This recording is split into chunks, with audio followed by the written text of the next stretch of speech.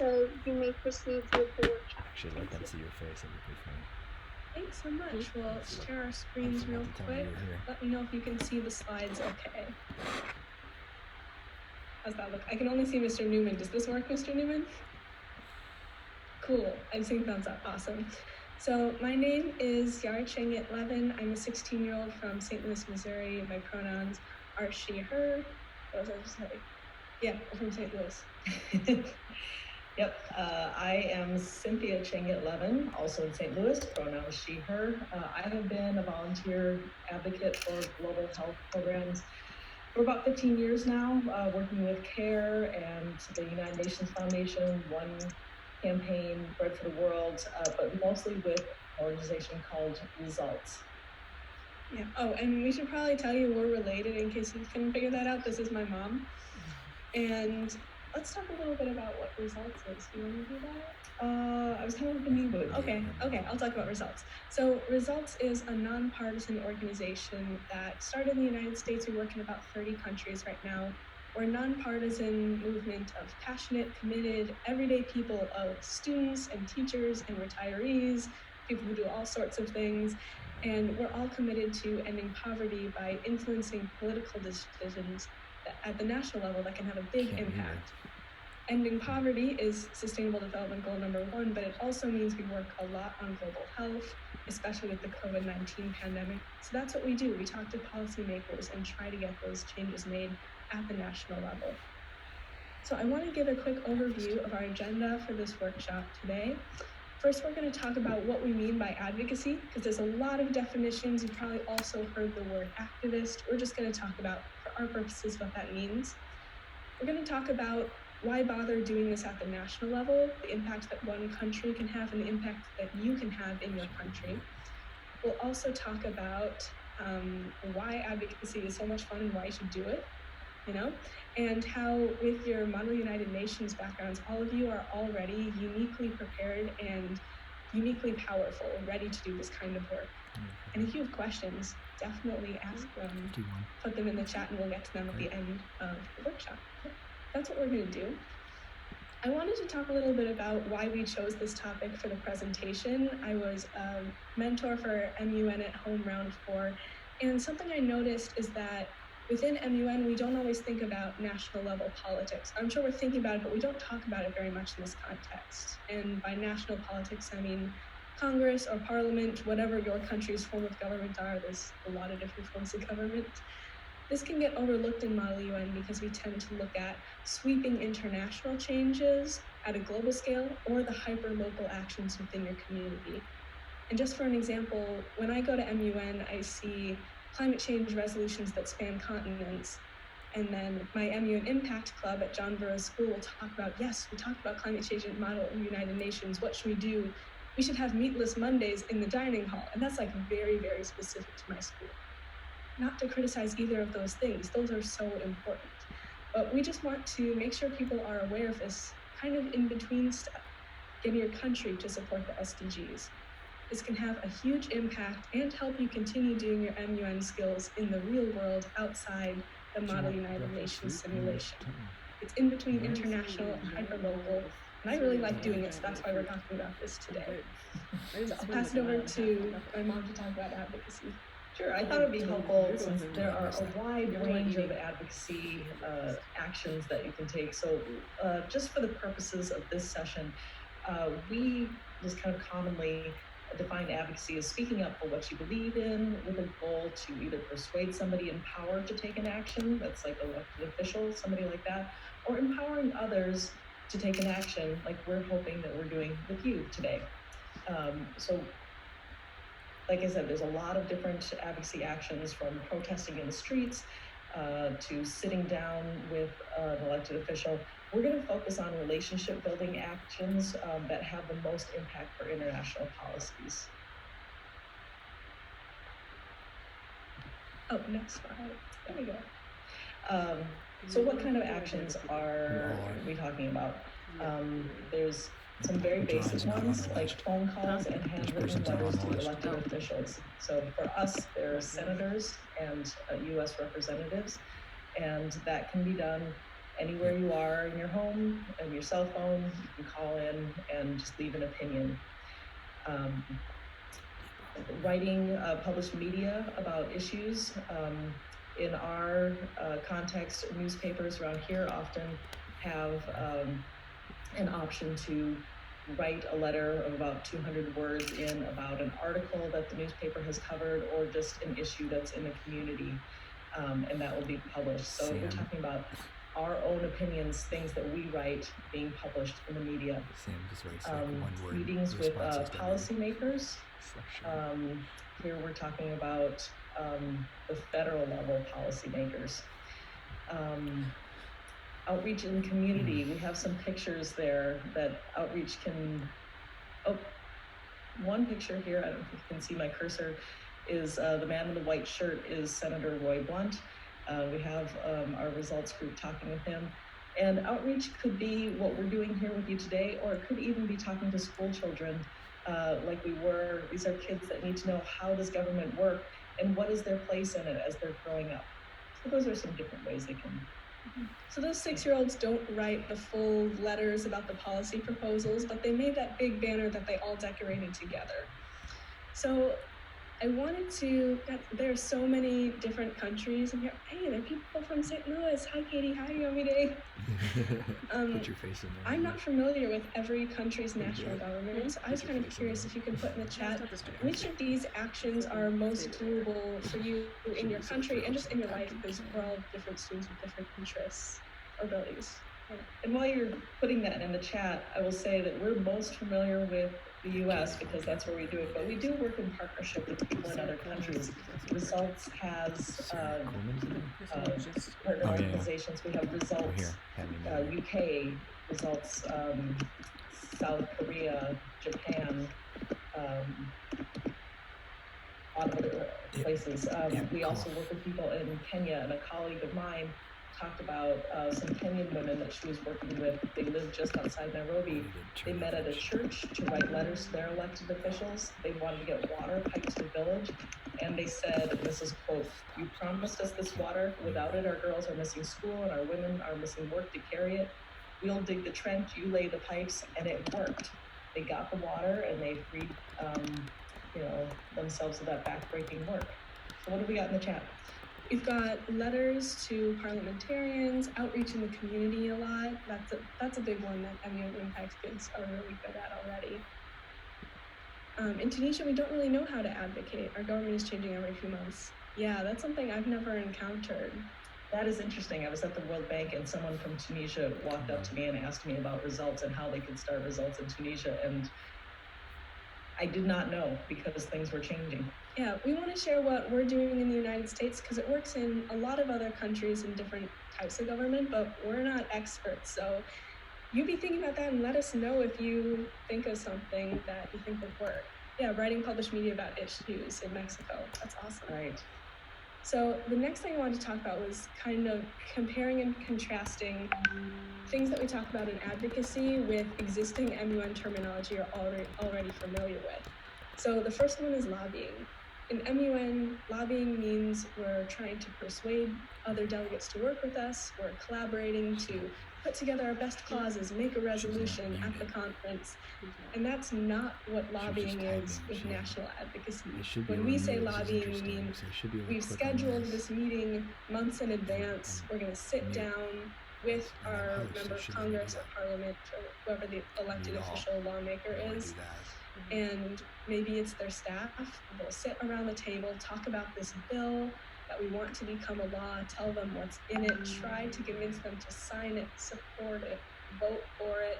It can take months and years. It's very different than running around a Model UN conference trying to find your friends from your school. But also kind of similar in the kinds of issues we're talking about and how you need to prepare. Do you know it?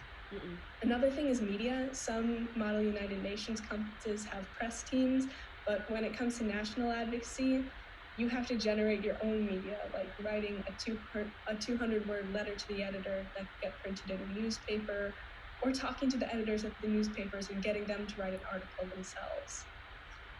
One thing I noticed at MUN conferences is how delegates pass notes to each other. It's really similar to the way that we keep emailing people in the government, following up even when we're not in meetings with them. Hey, did you see this new report? Just a reminder, we talked to you about this. How's it going? And you always want to keep letting them know that you're watching and you still want them to take action. Another thing is resolutions. In MUN, we talk about resolutions all the time. And unless it's the Security Council, they're not binding and they can't infringe on a country's sovereignty. But when you are working at the country level, what you're doing does have the force of law if you can get the country to go along with what you're advocating for.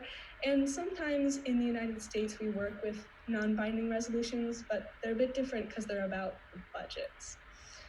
And speaking of budgets, depending on what Model United Nations conference you're at, you might get unlimited funding and not have to worry about funding ever, but in the real world, funding is like our biggest concern all the time. We're always worried about funding. This is, I think, how it goes for most countries. In the United States, foreign aid makes up less than 1% of our country's budget. And yet politicians are always trying to slash that, take it away. We have to constantly fight to keep funding our global health programs, our global education programs, our nutrition programs, and trying to get those small increases that we have to fiercely defend. So I want to show all this to you to eliminate confusion right off the bat so that we know what we mean by lobbying or media, and also to let you know that you're already familiar with a lot of these concepts. Even if you're new to MUN, if this summit is the first United Nations thing that you've done, you've probably been hearing about resolutions already, and these are just real life resolutions that become laws. So I kind of want to pause there and ask if anyone has any questions, because there's a lot of words on a slide. I think delegates will reserve their questions towards the end. But if you see one question that grabs your attention and really relates to what you're talking about, feel free to address that question. Perfect. Thank you so much. We'll move on then. I just want to make sure that I wasn't barreling through and confusing people. No, not on my part. Tunisia. Okay, I don't really let's know how to go advocate ahead my country. then, and we want to tell a story about students to funding and advocacy and what we do. Yeah, and so this is a story that starts quite a long time ago. It's about the Global Partnership for Education, and if you haven't heard about it, it's commonly referred to as GPE, and it's a partnership between governments that's focused on achieving quality education for all. It started about 2002. And the GPE has connected donor nations with about 70 low and middle income countries. They help them develop and implement quality education sector plans and build on strong education systems. And the US has been contributing money to this since 2002.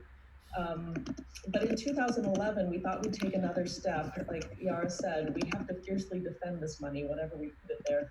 So one way we could do this is to get the US to make a pledge at the GPE International Pledging Conference.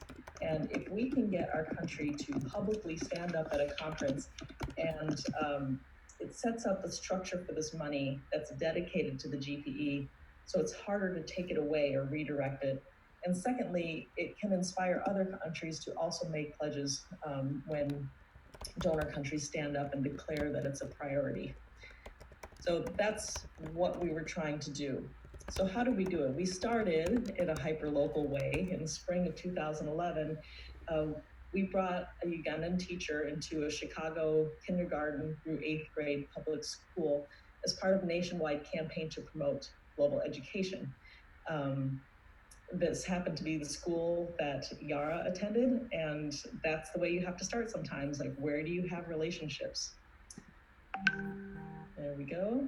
And we had a project that we had the kids do. The kids all wrote reasons why they thought education was important and put them on a piece of paper, and we glued them together to make big paper chains, and we mailed those chains to our capital city in Washington, and they were delivered to decision makers.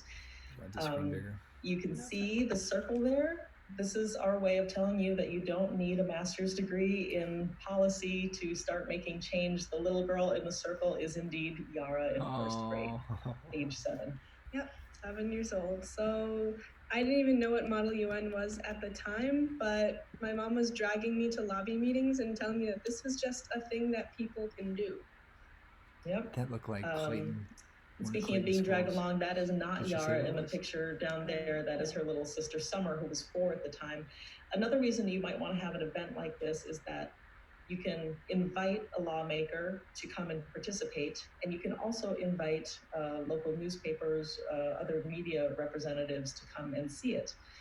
So our representative was U.S. Congresswoman Jan Schakowsky. She was not able to attend that day, but she sent her district director, this lady on the left, to attend. And the local newspaper ran an article about the event with photos, which you can be sure that Congresswoman Schakowsky saw later. I know that we were talking about follow-up and why that's important. So that all happened in spring of 2011. And in the fall, after having done that sort of education work with her, teaching her what this was about, we asked her in a face-to-face meeting where we sat down with her, and again, that's little sister Summer there, to write a letter to then U.S. Secretary Hillary Clinton and asking her to make a pledge to the GPE.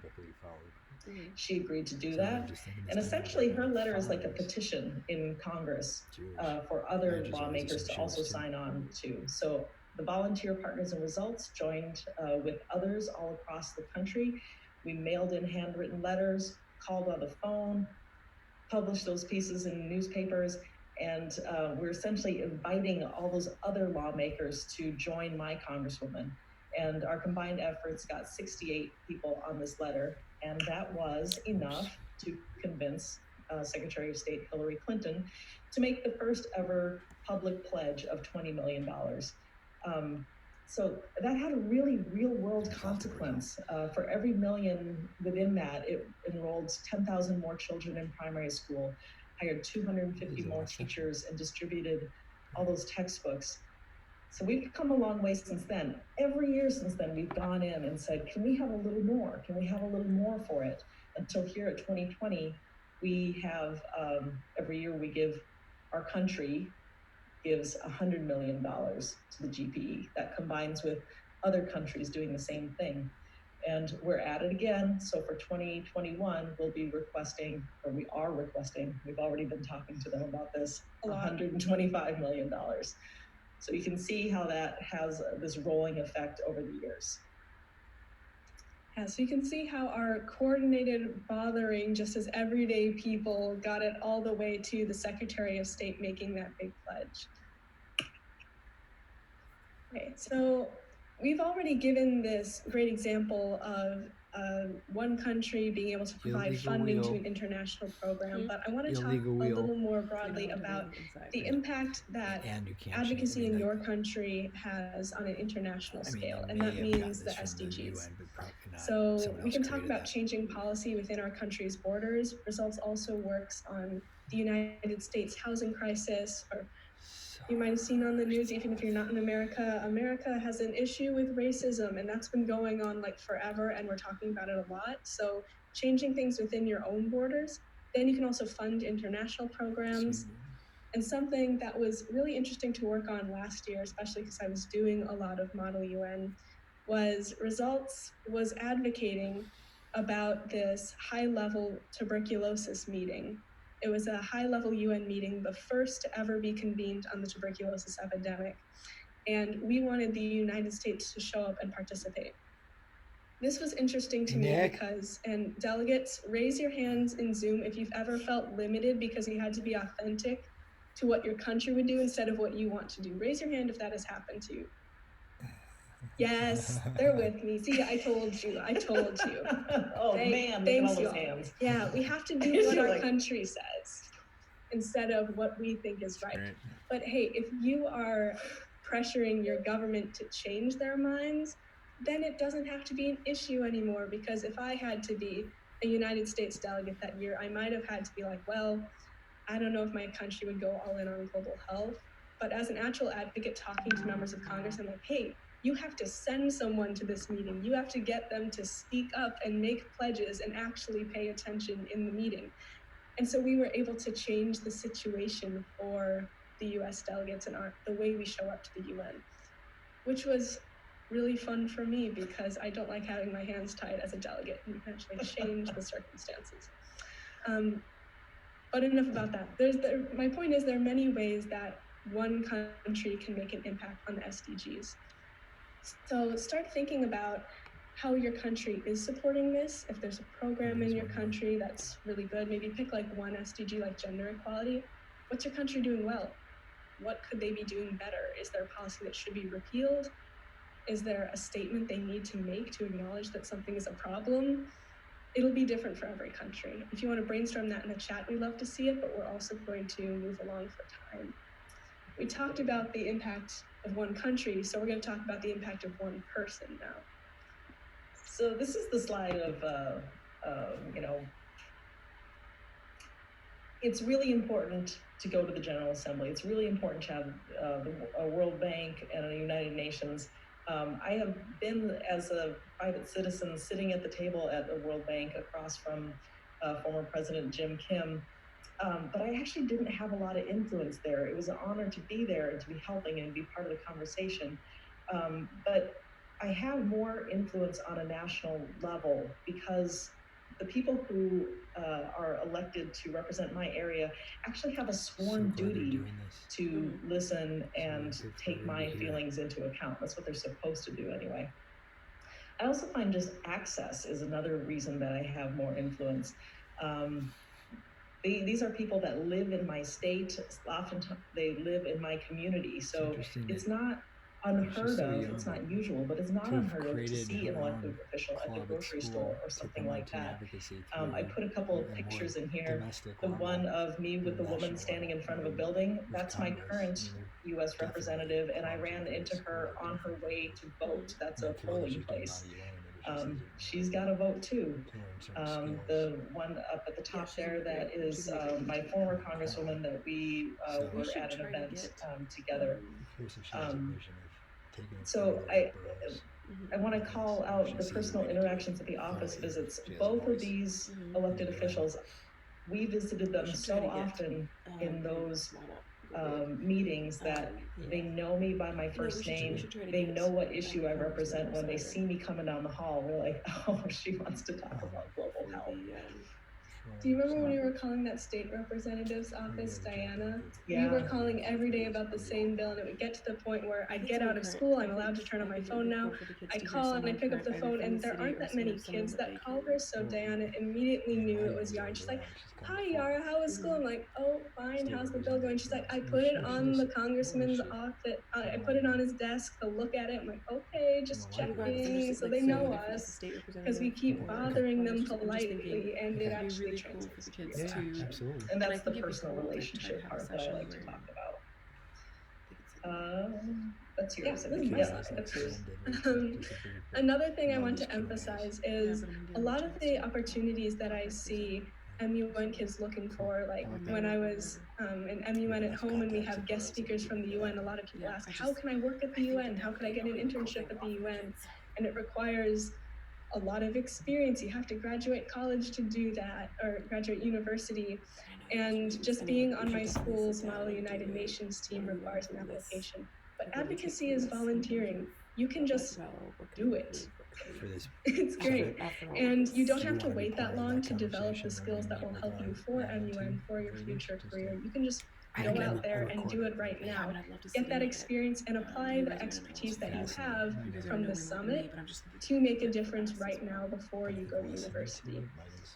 I mean, we already talked about this, but before I ever heard of MUN, I was talking about the SDGs to U.S. Senator McCaskill.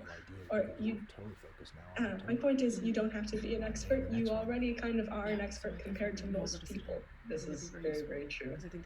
I like this slide because this is the what's in it for you slide. I put empowerment first because that's usually what I hear.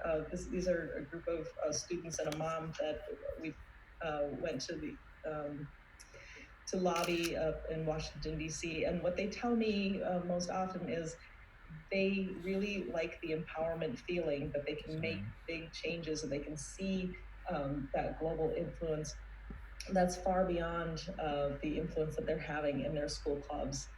I want to pull out experience there. when you lobby, you get experience, and it gives you all these stories. Like we've been telling all these stories all along. So if you're in a job interview or an interview to get into university, you have things that you can tell of your experience, but also you get experience telling stories. I feel that if you're advocating correctly, you are telling stories that help the person you're talking to make a personal connection to the issue. And this gives you all sorts of experience doing that. I'll just mention leadership. Whether you're being an organizational leader, like a group leader for your advocates, or if you're just leading and facilitating a meeting in an office, that's all leadership experience that's going to help you all throughout your life and give you that confidence in anything you choose to do. Yeah, and we need leaders. We need leaders. Okay, so this is the last point that I want to make before we kind of go into a Q&A or brainstorming what this will look like for all of you. And this is how MUN prepares you for advocacy. It's what you know you've already thought about the SDGs and what a lot of you love doing, debating, public speaking, things like that. So remember that big chart that we showed earlier that was comparing MUN terms to advocacy terms, lobbying, media, funding, resolutions. You're already familiar with diplomacy and this avenue of change making that goes through committees and votes and takes a long time, but is really substantial when it gets through. It's just a real world application of what you're already doing as an activity. And also the difference that most people in the national government are older than us, but you have public speaking skills, you have debate skills. Thinking on your feet comes in really handy when you're sitting across from a member of Congress or Parliament who's like, wait, why should we fund things for other countries? And you're like, because you have to. You got to have this debate skills sometimes. There are some really awesome people in the government, but some other people just haven't thought about these issues. They're not like the delegates who've prepared for the debate, who've prepared for the conference. They'd be more like someone who showed up to Model UN and hadn't read any policy briefs. It's possible they got elected for a different issue. Like maybe they were elected for their position of something that is... Yeah, we're in Missouri, so we have a lot of rural politicians who got elected because they represented the people in Missouri, not necessarily thinking about international affairs. So we just have to catch them up. And again, like I said, as MUN delegates, we have patience with procedures. And that's an important mindset a lot of advocates have to learn if they don't have an MUN background. It can feel discouraging when you mobilize your community, you get everyone to write letters, and then at the quickest, it might be another year or two before you see real change on the government level, before that law gets passed. There's a global education bill that I started working on when I was 6, and it was passed when I was in 8th grade at 13. That took a while. But since we're already thinking about the United Nations, we know to have patience with these things, and we know that every checkpoint, every step, there's an opportunity for us to intervene there. There's an opportunity for us to reach out to the next chair, the next executive director, get them on board and make them a champion themselves, that our work is easier the next time around. What else was I going to say? Oh yeah, storytelling, we talked about that. We all know that opening speeches are a lot more engaging when you tell a story instead of reading the statistics that other delegates probably already researched. The same is true for people in the government. They will be surprised that there's a student talking to them, like, why is a student here? What brought them to my office? And being able to tell stories, if you've already learned that from Model UN, I know a lot of you have, then bring it to advocacy, that's great. And if you need to hone that skill a little more, you can learn it doing advocacy and then bring it to Model UN and you'll be a much better delegate. Either way, it's a win-win. Yep, lots of crossover. So for this brainstorm, we're gonna kind of go with our remaining time to a Q&A, and these are just questions that we wanted to prompt you to think about because, again, there's so many different countries here, and we have pretty much only lobbied America. So think about where in your country's system you might be able to plug in, whether that's just swaying public opinion, or if you have access to policymakers in your country, go for it. What are ways that people in your country are already reaching out to lawmakers? And As a student and as a Model UN delegate, we're already very busy. What kinds of advocacy actions are available to you? If it's quick phone calls or trying to build up leaders with your friends so that you don't have to do it alone, things like that. I'm going to stop the screen share and we can go to questions. I've been seeing a lot of questions in the chat already, so I'll pass it back to our moderators to help us with that. Like she just asked great All right, questions. thank you so much for that wonderful presentation. It was very insightful. We will move on to our Q&A session. So any participants who haven't posted a question in the chat, or who posted it in the beginning, which might have been flooded and pushed upwards, feel free to repost it, and we'll just address you. Once your question is picked, unmute yourself and state your question. Make this opportunity possible. I mean, they do have to come to us, but it's like we have a question by Claire E. from Canada. At least that's what we do. This is incredible. So do I speak or should I just put it in the chat again? No, you can speak once you are recognized. She's great. I was just curious, like, how has the pandemic affected your advocacy, and how have you continued to make a difference in your community and on a national level during such a chaotic time? That's a fantastic question. Can I start to answer that one? Yeah, go for it. Okay, so there are kind of two parts to that answer. How has COVID-19 affected our advocacy? First, the actual actions that we're taking. We live in the middle of the United States, which is pretty far away from the nation's capital, Washington, D.C. So we're actually already used to doing virtual meetings with our members of Congress. Most of what we do is doing phone calls, letters, emails, which are already long-distance ways of having a relationship with the government. So even though usually we lobby every summer by going to the Capitol and having meetings in person, we just did that over Zoom this time. And you picture Yara to be in 25 it was very interesting. People in the government, congressional aides, members of Congress, they are not good at using Zoom. We had to teach them how to use Zoom. But we can still interact with the government, at least as best as we can. I think it's worth pointing out that our most powerful senator here in the state, his aide, had to be taught by high school students how to use Zoom and let people into the participant. Yeah, there's like, where's the waiting room? You know, so there's a learning curve with the virtual stuff, but a lot of it has continued as the same. And the other thing I want to talk about is the kind of advocacy that we do is global health advocacy. Obviously, that has been impacted a lot by an actual pandemic going on. It used to be, we had to convince people to care about global health. Now it's all anyone can talk about over on Capitol Hill. Capitol Hill is our nation's capital where all the lawmakers are, you know, they run around panicking about COVID-19.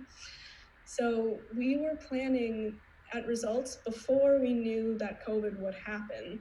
Our plan was for 2020, it was going to be the year we talk about vaccines. We're still doing that. We're just talking about vaccines more and more urgently because of the pandemic.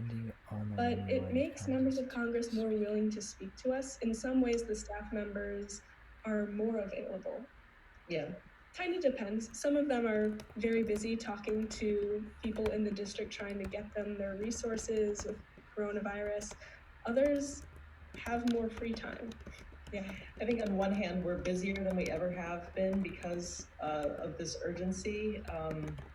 And it's been good and bad for us because on one hand, we have everybody's attention. And on the other hand, there's some wild ideas about how we should go about doing things that have made things difficult. So, next question. Great job. Thank you for that wonderful question and wonderful response. I believe our next question is from Anusha D from India. Feel free to unmute yourself and state your question. So you were talking about telling a story, right? When you're explaining something or like arguing about something. So can you give an example of that? Because I didn't quite understand. I didn't quite hear. Can we give an example of telling a story in a lobby meeting? Yes. Do you want me to take that one? Yeah, sure. Also, is that your Instagram? I believe it is. Okay, yeah. Adorable. So, a lot of times we like to tell a story about one person who was being affected by the program. I remember a long time ago, I talked about microfinance programs, which some of you are probably familiar with. And could you define it, because a lot of us aren't? Okay. Microfinance is when very small amounts of money are loaned to people in extreme poverty. So it might be as little as $20 so that they can start up a business, and they use that money to earn a wage and pay it back. Essentially, that's what it is. So through results, I had accumulated stories by speakers coming into our conference, or stories that were just made available to us. They give you permission. Yes. When it's not your story, you ask if you have permission to share it. Very important. We were there at that conference for that reason, to gain these stories that we had the permission to tell. And so I walked in, and I could have just handed over a lot of statistics about microfinance, but instead I told a story about a grandmother whose children had all passed away from AIDS at the time, and she was taking care of, it's been a while, but about 15 grandkids, and she was so upset that she was going into town to, well, we don't have time to tell the whole story, but it was a very emotional story about how she was at the end of her rope and thought she was going to die, but because somebody gave her a microcredit loan, microfinance, she was able to turn things around. And when I was telling the story, I started choking up and tearing up myself, and the aides started. Aides are staff members. Just, they really connect with the stories when you tell them. Yeah, and it elicited an emotional response from her, who went to her boss and said, I really think you should care about this. And that human connection can create great policy change. Yeah, like I saw in the chat another question from Rika in the Philippines about when you want to fight from the voices of the oppressed, but you're not directly affected. That's something we work on a lot, because we are working on ending poverty, and we are Americans who are not experiencing poverty. So when we have permission to tell stories, or when we're in the same team lobbying members of Congress who have stories, want to make space for them. We're just there to back them up with statistics, or because we are Americans, we have a foot in the door to pass the mic to other voices. That's a lot of what we do. Yep. But again, stories works a lot better, because you can just hand them a policy brief that they can read later, but the story makes an impression on someone. There's so many good questions in the chat. I want to go to the next one. Yeah, absolutely. 7 minutes left. Thank you. On to our next question from Muhammad A. from UAE. It's that multitasking they're always looking for, to see, if she got right on the clock. Is she Muhammad, feel free to unmute yourself and present your question.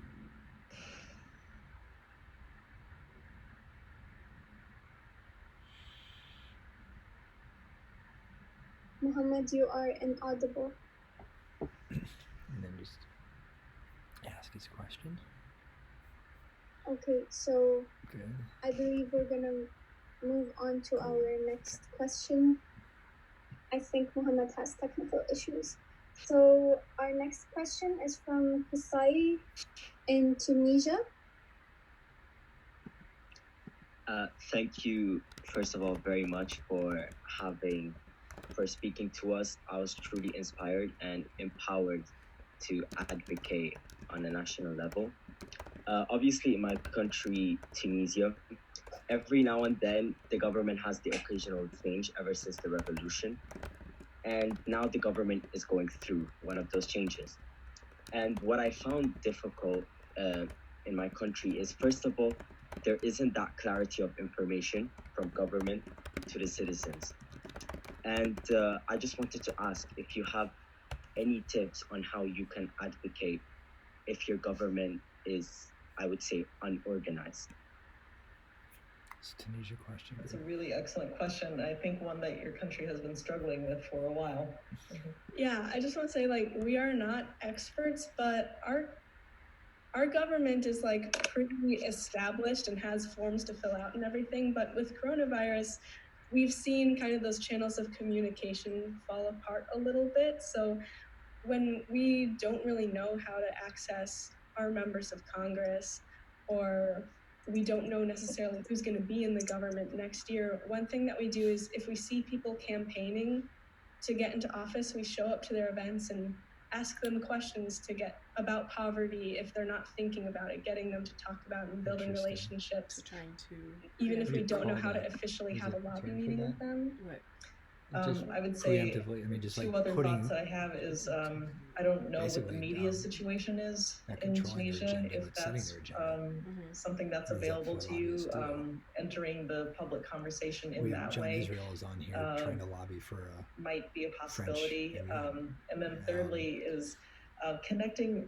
This is where when I don't know how to do something, I often just try to look around for the people who do. So there might be some established NGOs, non-government organizations doing good work that maybe they're not lobbying entities themselves, but they might have some good ideas and good connections about your question about the people to contact. Yeah, again, that's a really good question. And even if the government isn't opening itself up to just anybody going in with comments, if you can, even just being an MUN delegate might be enough to make you official enough that they're like, oh, we want to look good, like we're interacting with the youth and the youth aren't being mean to us. So aligning yourself with an organization can get you in the door sometimes. But again, we don't know, but those are our tips. I was wondering, so brainstorming thoughts, or aligning yourself, just seeing if your organization can so align. I'm going to read out Mohammed's question for him, who have more money, just so he can get that answered. So his question was, how can you go from just attending MUN conferences to really speaking in the MUN when your school doesn't have a club, nor does your country really support it? Is that about speaking up in Model UN conferences or like the real UN? I didn't really catch the question. I could repeat the question for you if you like. No, okay, so this is going from just attending MUN conferences to speaking up in Model UN? I think so. I think that's what he was talking about. Yeah, okay. He said. That's a you question. I don't. I've never been in Model UN. We didn't have it in my school. Yeah, it didn't exist then. Yes, it did. That old. Anyway, you told me it didn't exist back then. For us. Right, for us. Well, when I started going to Model United Nations, I just had issues that I was just so excited about because I'd already lobbied on them at the national level. I didn't want to just put myself out there for every single topic because I felt unprepared, but thinking about one topic that you can really research, figure out at least one or two arguments that you want to say, and just keep raising your placard and don't be afraid to take a risk. The same applies to national advocacy because the government isn't expecting you to have a PhD in what you're talking about. They just want to know what you think as a citizen. And in MUN, what do you think as a delegate? Just what do you think? And just stick to it. Use your placard. Yeah. Here you go. Thank you for that great answer. I think we have time for one more question. Okay. So, Rashid from Bahrain, can you unmute yourself and state your question? A lot from Bahrain. Hi. And first of all, it was a very nice presentation. I liked it a lot. And my question is, how much effect does it have on your advocacy if your local or national government changes? And how do you work through it? Like this government's change. Yeah, when our national or local government changes, which does happen quite a lot. Like coronavirus might make it hard for us to contact them, or a change in parties is a shifting of the national priorities and we don't know who's still there. So I'll just start with, we only have a couple minutes. One of the reasons I like working with Results is that it is a nonpartisan organization. So we have political parties in the US, and there are organizations that lobby who are affiliated with one party or another. We are a nonpartisan organization, so we work with whoever is in office. So often we're thinking about who is going to come up. So if there's an election, we want to show up to events for both candidates and see if we can prepare whoever might be coming in to understand about our issues. And we are not aligned party-wise, so people like to listen to us even if we're not with their party. Yeah, I saw a question earlier in the chat about what's the key to advocacy. Is it persistence or a strong network? And when the government is changing a lot, your strong network might disappear overnight. That's why persistence is the key. That's the answer to that question. A lot of consistency. Even if the party changes and the new party in charge is just like so hard to work with, you just keep going and you break through in some areas. Our congresswoman had never taken any action on global poverty when we first moved to this district. And 6 years later, we nicely bothered her so much that she will sign on to letters right away when it's something that we can find common ground on. Took a long time, but we got there. She's now known a bit as a champion for at the end, you want HIV, your face, tuberculosis, my just name. that. Like, what? We got that. What is she? That was good. Oh, say hi though. All right. Thank you so much for that informative, insightful, and inspiring Q&A session. I'd like to thank you on behalf of MUN Impact, and thank you all to all of the attendees, and please feel free to check out the links that Sarah posted. They're really important and informative programs that will help you put into use what you learned in this session. And before we end, would everyone like to participate in a group shot? If Mr. Andrew would like to take a group shot. If you all would turn on your videos, I'd love to do that. Thank you. Feel free to switch on your cameras. Switch on your cameras. And I just want to say to Yara and Cindy, what a dynamic, powerful duo you guys are. Thank you so much for sharing your wealth of knowledge and your experience out there advocating for all these issues. And just incredible inspiration for us all. All right, look at all these. Thank you so much. Yeah. Do you see the special guest here that's in the background on my screen? I appear out of the water. Hi, Yara. Hi, Cindy. Nicely done. Wonderful presentation. Great questions. I've been so impressed with you guys, with all of you. That's another one of Yara's teachers engaged with you today. Okay, video cameras on. Bright, shiny, happy faces. Fantastic. I've got 2 pages full. Oh, my goodness. Perfect. Great smiles, 1, 2, 3, good, and big wave, hello, everyone, yes, thank you, perfect. All right, that's great. Thank you so much. To our admin staff, thank you guys so much for all your work. You want to end it out here?